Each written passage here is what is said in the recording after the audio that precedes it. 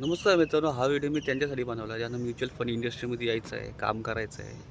तर हे बघा, एक्झाम सोपी असते, त्याची 100 मार्काचा पेपर असतो.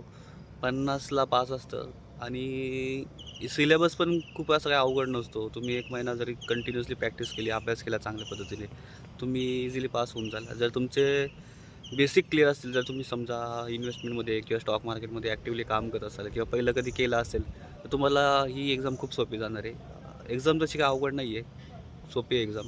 पास होऊन जाल इझिली. अवघड काय आहे, तर अवघड हे तुमचा क्लायंट बेस क्रिएट करणं. आता एक्झाम पास झालं तर सगळं नसतं. कारण की आपण म्युच्युअल फंड इंडस्ट्रीमध्ये येतोय म्हणजे काहीतरी रिझननी येतोय, बरोबर. रिझन तर ते काय आहे, तर बिझनेसचं काय, पैसा. तर पैशासाठीच येतात ना सगळे. फक्त असंच नाही की टाईमपास घालवून कोणी येतंय. तर सगळ्यात महत्त्वाचं आहे क्लायंट बेस आणि सध्याचा विषय तोच आहे, कॉम्पिटिशन खूप वाढलेलं आहे इंडस्ट्रीमध्ये.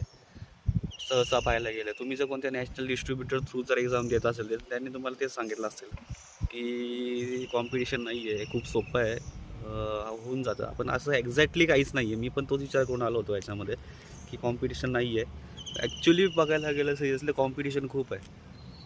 त्या कॉम्पिटिशनमधून बाहेर पडण्यासाठी तुम्हाला स्वतःचं काहीतरी ते क्रिएट करावं लागेल. स्वतःचं म्हणजे तुम्हाला ऑनलाईन यावं लागेल. Facebook